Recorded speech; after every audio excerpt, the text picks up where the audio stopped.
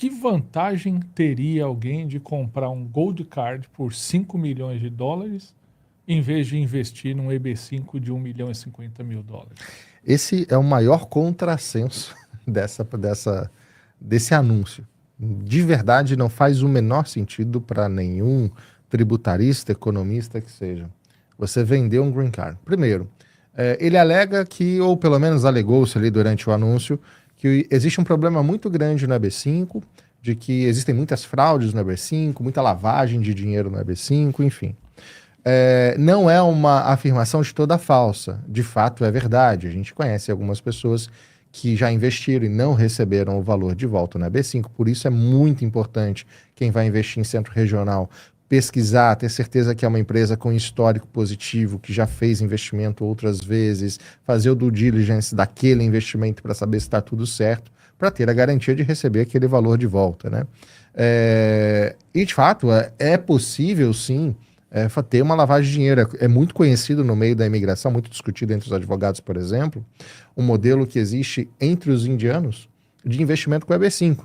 Indianos que são milionários conseguem investir no EB5, ou que nem tem o valor total, mas as famílias se reúnem entre si, juntam o valor para fazer um investimento de 1 milhão de dólares, depois, através de casamento, vai investindo, passou 2 anos, transformou o green card em definitivo, vende o negócio para outro, e assim vai fazendo. Existem esses caminhos e a gente sabe que isso é uma realidade.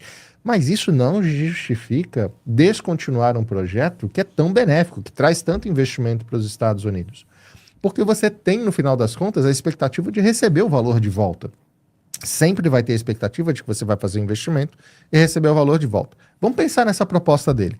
Ele acaba com o EB5, então não tem mais ninguém podendo fazer esse investimento e receber o green card. Vou estabelecer um investimento de 5 milhões de dólares não retornável. Você paga para o governo e você recebe o green card. O Gold Card, que segundo ele diz que vai ter mais privilégios que o próprio green card, mas não falou quais Essa é a grande questão, porque ele não falou nada quais são os privilégios. Mas a primeira coisa que um milionário que tem 5 milhões de dólares para poder pagar por uma estadia aqui nos Estados Unidos vai se preocupar mas e o meu patrimônio?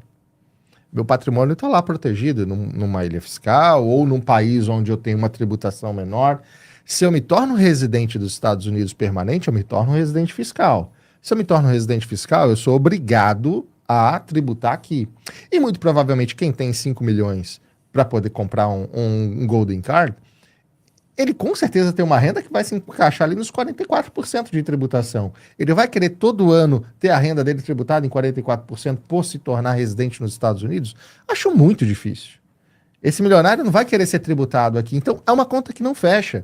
E ele falar que eu acho que é o pior de tudo, é o maior devaneio, né? Não, nós temos hoje já... não sei de onde ele tirou esse dado, mas 10 milhões de pessoas interessadas em comprar um Gold. Quantos estão na fila do EB5 hoje? São 10 cerca de 8 mil. 8 mil. São 10 mil hoje, na 10 fila mil do vistos EB5, né? disponíveis, porque eles não são usados todos os anos em sua completude. Onde que vai ter 10 milhões de pessoas dispostas a pagar 5 milhões para estar nos Estados Unidos? Às vezes É eu um tenho devaneio. essa sensação que o Trump está chutando Sim. esses números. Por isso que eu falei que ele está idealizando, né? Agora, o Valnei, então é assim, se ele não serve para gerar empregos aqui para os Estados Unidos, por exemplo, vamos fazer, então ele não se compara com o EB5. Vamos comparar ele com o EB1, com o EB2, né? Porque o Trump disse também que as empresas poderiam usar o Gold Card para contratar aqueles funcionários estratégicos. Ele até cita os primeiros alunos da classe, né? Então aquelas pessoas de destaque.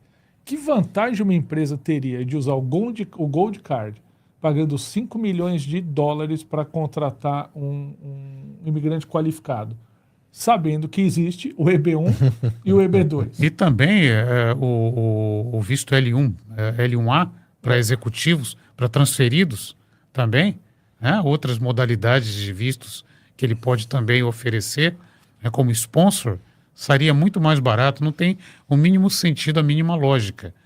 Porque para quem não conhece, pode perceber assim, então agora uma empresa vai ter o caminho para contratar um profissional qualificado.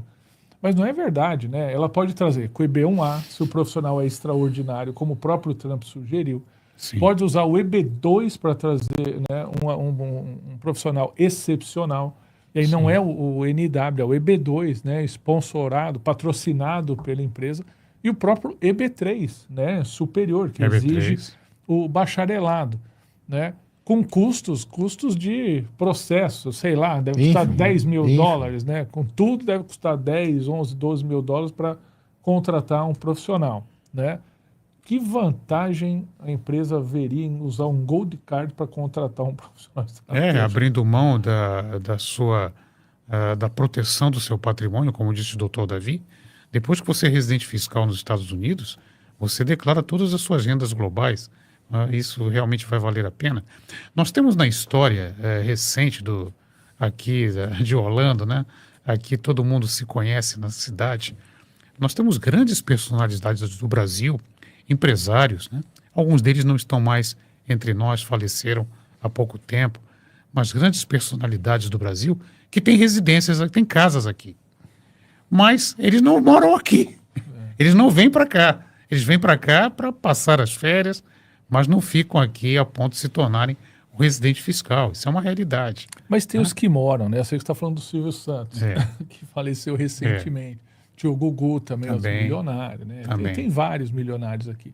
Acontece que tem uma saída para isso, né? Você vê, todos eles fazem um planejamento tributário e eles criam essas holdings, né? Sim. Eles deixam o grosso do patrimônio deles. Você viu, teve até uma polêmica do caso do Silvio Santos, de quanto eles teriam que pagar de TCMD, né? Que é o causa-morte lá no Brasil, por conta... O patrimônio da holding dele, que está sediado, acho que na Bahamas, era um valor de 30 e tantos milhões de reais, etc. Tal. Então, eles não deixam tudo na pessoa física, né? Na Sim. pessoa física, eles têm um perfil modesto. E nessas holdings internacionais, eles põem todo o patrimônio deles e tal. E aí não se confunde a pessoa física com a jurídica, é uma forma de prevenir um pouco Sim. isso. Agora, sabe a impressão que eu tive? Assim, que teve uma subversão da tão admirada meritocracia americana.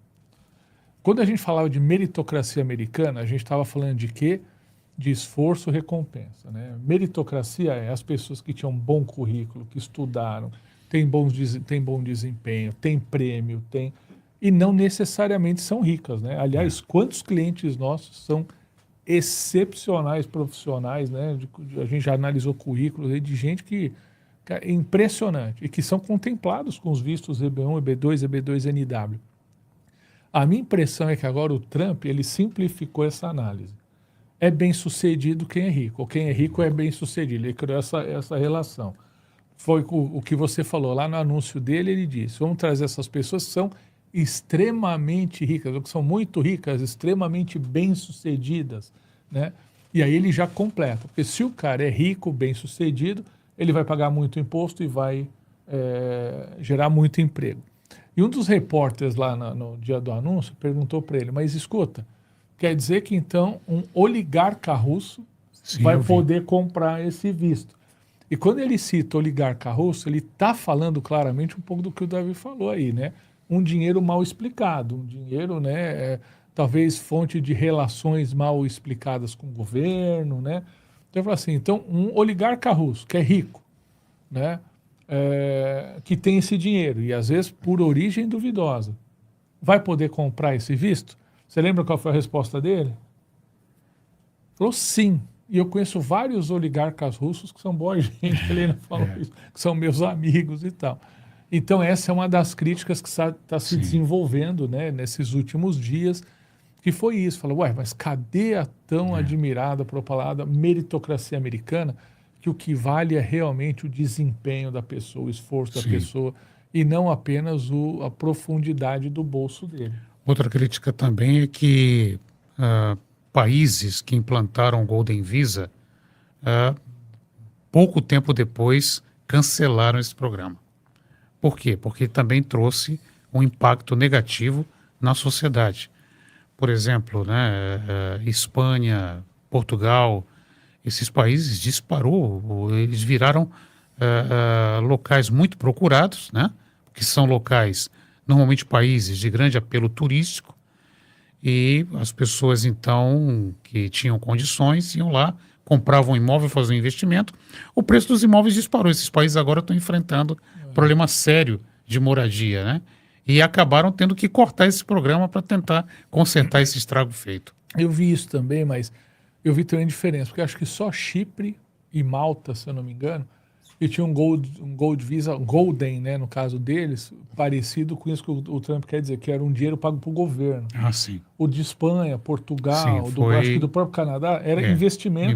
Permitia investimento passivo em imóveis, por exemplo, mas era investimento, que a qualquer momento, inclusive, o imigrante podia vender e recuperar o dinheiro, né? Acho que só Chipre e Malta que eu conheço, que você pagava pro governo. Sim. Né? Mas com a vantagem de que esses dois países, quando você faz o pagamento, eles te dão benefícios tributários ao se tornar residente lá. Tanto Chipre como Malta são conhecidos no meio do planejamento tributário como países onde você consegue montar estruturas de trust ou de holding para você ter um planejamento tributário que vai reduzir sua carga total. Portugal também deu algum incentivo, né? Também, Portugal também dá, principalmente para quem já é aposentado, né? para quem não quer trabalhar em Portugal, só vai utilizar o dinheiro em Portugal e tal.